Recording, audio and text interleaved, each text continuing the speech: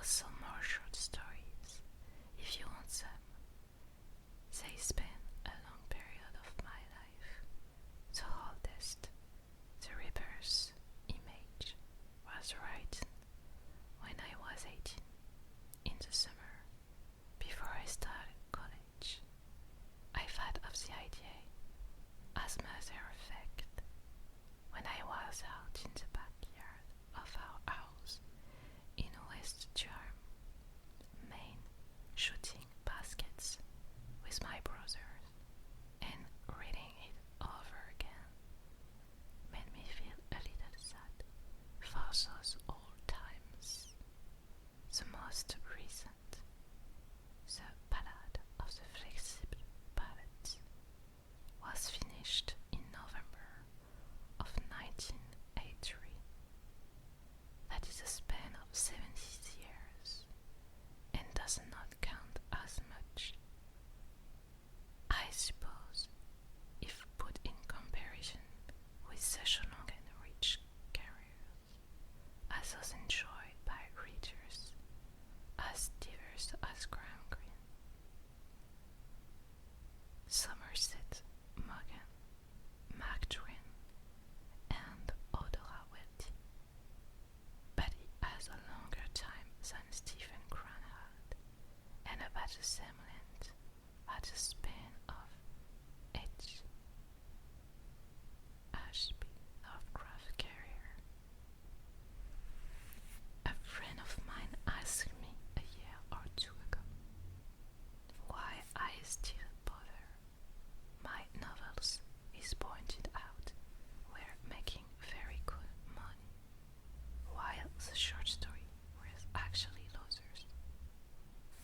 How do you figure that? I ask.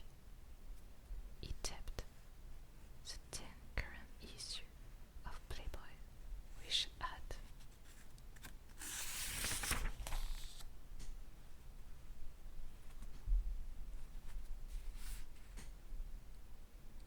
a story in it, Word Processor of the Gods, which you'll find here someplace, and had pointed it out to him with what I felt was justifiable pride. Well, I show you, he said, if you don't mind telling me how much you got for the prices. I don't mind, I said. I got $2,000, not exactly chicken dirt, Wyatt. His name isn't really Wyatt, but I don't want to embarrass him, if you can take that. No, you didn't get 2,000, Wyatt said. I didn't. Have you been looking at my bank book? Nope, but I know you got $1,800 for it, because your agent gets 10%. Damn right, I said. You deserve it. You got me in Playboy. I've always wanted to have a story in Playboy, so it was $1,800 instead of 2,000. Big deal. No, you got 1,110. What? Well, didn't you tell me your business managers get 5% of the net? Well, okay, 1,800 less $19. I still think 1,710 is not bad for her. Except it wasn't. This Sally's pushed on. It was really a measly 855. What? You want to tell me you're not in a 50% tax bracket? Steve, oh. I was silent. He knew I was. And he said gently, it was really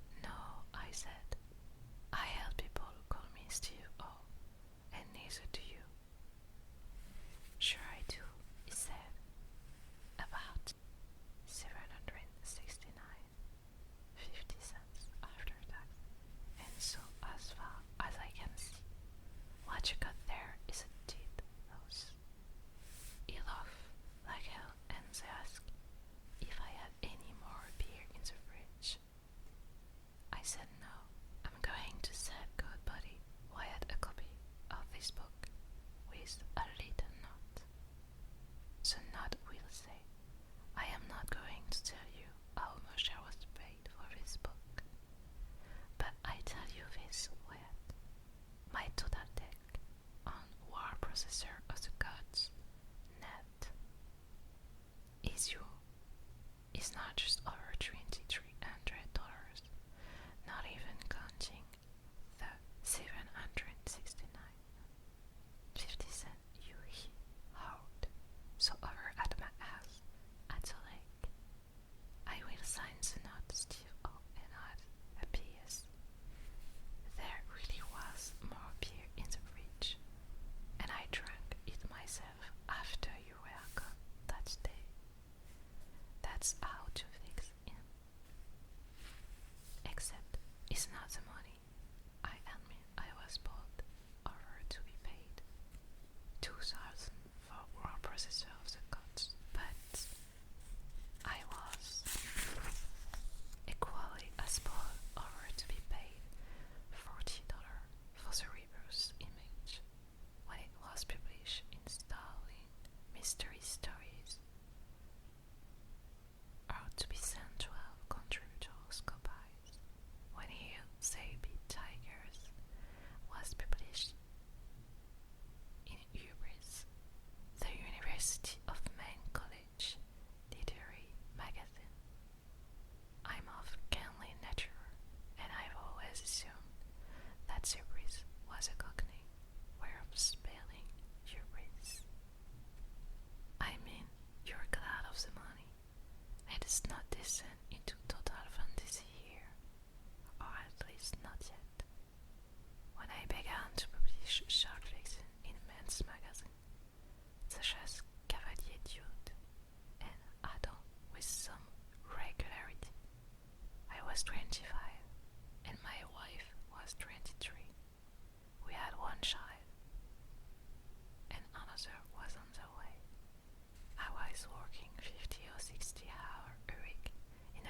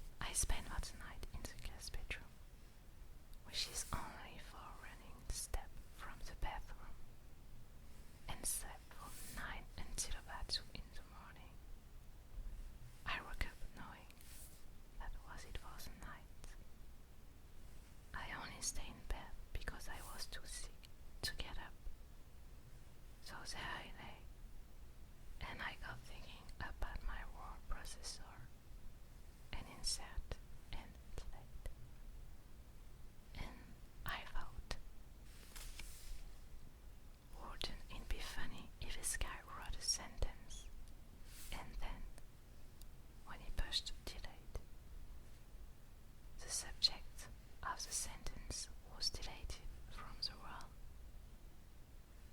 That's the way just about all of my stories start. Wouldn't it be funny if, and while many of them are scary, I never told one to people, as opposed to writing it down. That didn't cause at least some laughter. No matter what I saw as a final intent of that story.